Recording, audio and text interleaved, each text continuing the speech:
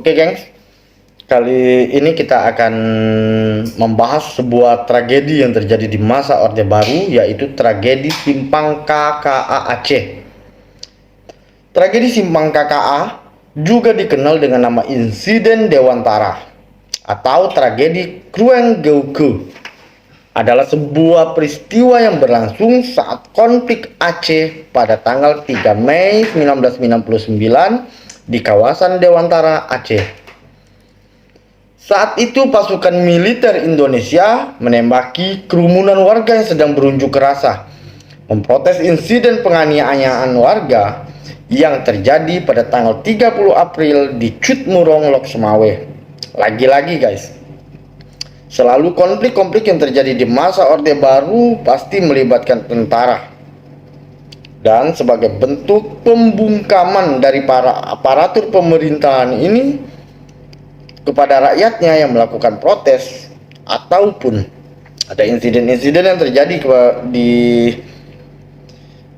wilayah atau yang terjadi di lapisan bawah, di lapisan rakyatnya, selalu saja tentara turun dan menembaki warganya. Seperti kejadian di Tanjung Priok dan kejadian-kejadian yang lain, begitu juga terjadi di Simpang KKA Aceh ini. Simpang KKA adalah sebuah persimpangan, yaitu persimpangan jalan yang berada di dekat pabrik kertas krep Aceh di Kecamatan Dewantara, Aceh Utara. Insiden ini terus diperingati masyarakat setempat setiap tahunnya, sehingga saat ini belum ada pelaku yang tertangkap dan diadili atas peristiwa ini. Sungguh sangat memilukan. Bagaimana peristiwa dan insiden ini terjadi? Oke, kita saksikan terus video ini. Tapi jangan lupa guys, subscribe dulu ya. Dan kirim super thanks boleh juga.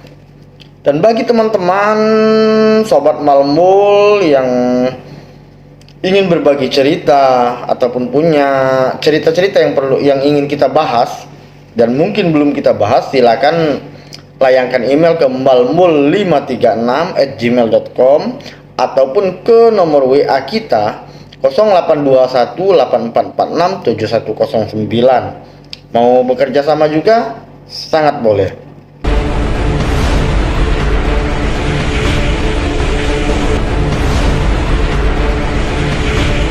Mengungkap peristiwa dari perspektif berbeda. Pada tanggal 3 Mei 1999, sebuah konflik di Aceh yang disebut dengan nama tragedi Simpang KKA atau Simpang Krep, atau yang juga dikenal dengan nama Insiden Dewantara atau tragedi Krueng Geuke.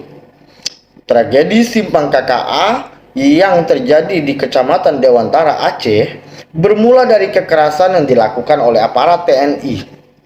Kala itu, aparat TNI menembaki para warga yang sedang berunjuk rasa memprotes insiden penganiayaan warga yang terjadi pada tanggal 30 April 1999 di Cutmurong, Lok Sumawe.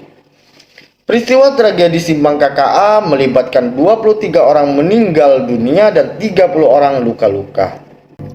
Awalnya berkembang kabar mengenai hilangnya anggota TNI dari Kesatuan Den Rudal 001 Pulau Rungkom pada tanggal 30 April 1999.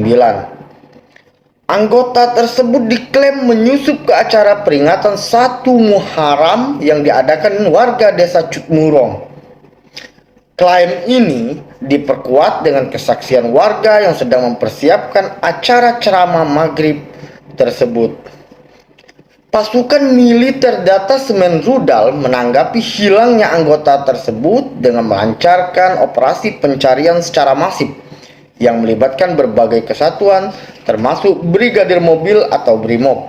Saat melakukan penyisiran, aparat melakukan penangkapan sekitar 20 orang lalu melakukan aksi kekerasan.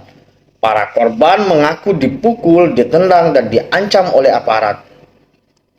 Warga desa kemudian mengirim utusan ke komandan TNI untuk bernegosiasi. Setelah proses negosiasi selesai, komandan TNI pada waktu itu berjanji bahwa aksi kekerasan ini tidak akan terulang lagi. Namun pada kenyataannya, janji tinggallah janji. Janji tersebut tidak mereka tepati. Pada tanggal 3 Mei 1999, satu truk tentara memasuki desa Cutmurong dan Lancang Barat, tetapi diusir oleh warga setempat.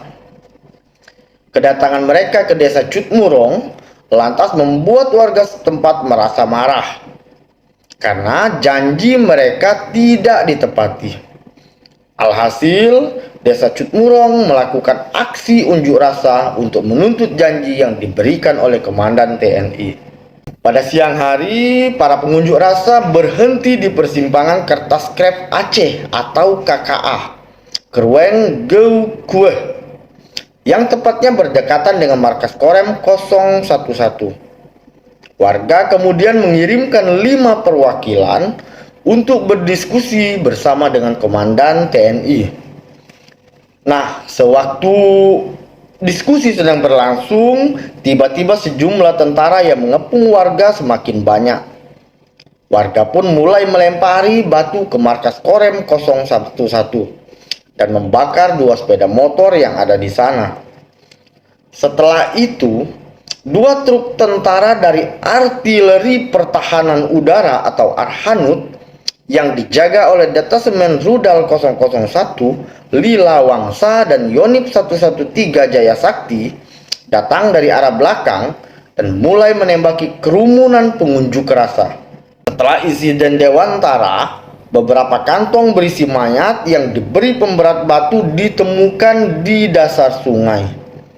Pola pembuangan mayat ini diduga mengikuti pola yang diterapkan pada insiden sebelumnya di Idicut. Koalisi NGO HAM Aceh mencatat sedikitnya 46 warga sipil tewas, 156 mengalami luka tembak, dan 10 orang hilang dalam peristiwa itu. 7 dari korban tewas adalah anak-anak. Sebuah monumen didirikan di tempat penembakan simpang KKA Desa Cutmurong, Loksmawe. Wiranto yang pada waktu itu menjadi Menteri Pertahanan sekaligus Kepala Angkatan Bersenjata mengatakan di sebuah stasiun televisi swasta bahwa tidak logis aparat negara menindas rakyat Aceh karena mereka dikirim ke sana untuk melindungi rakyat. Pihak militer yang terlibat dalam penembakan ini mengklaim kalau mereka menggunakan peluru karet sebagai bentuk pertahanan diri karena warga melempari markas Koramil dengan batu. Meskipun begitu, sejumlah dokter rumah sakit mengaku menemukan peluru timah di 38 jenazah dan 115 korban luka. Walaupun banyak bukti empiris, Wiranto mengumumkan bahwa tentara PPRM akan dikerahkan ke Aceh untuk menangkap para provokator misterius yang bertanggung jawab atas pembantaian Dewantara. Pada tahun 2000, setelah dilakukan penyelidikan dan pengkajian oleh Komisi Independen Pengusutan Tindak Kekerasan di Aceh, yang dibentuk melalui keputusan Presiden atau Kepres nomor 88/1999, dalam laporannya Komisi Independen ini menyebutkan sebanyak 38 warga sipil tewas, termasuk seorang anak berusia 7 tahun. 156 warga sipil mengalami luka tembak dan sekitar 10 warga sipil dinyatakan hilang.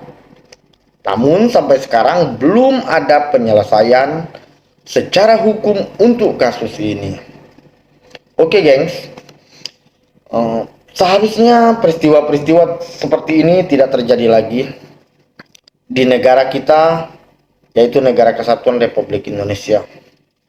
Sudah selayaknya kita mengambil pelajaran dari kejadian-kejadian yang terjadi di masa lalu untuk nanti ke depannya. Kita melakukan evaluasi, kita melakukan pengkajian apa sih yang salah di masa lalu dan kita tetapkan untuk masa depan supaya kita bersatu dan antara TNI, aparat penegak hukum bisa bahu-membahu bersama rakyat dan menjadikan republik ini sebuah republik yang damai dan aman. mengungkap peristiwa dari perspektif berbeda.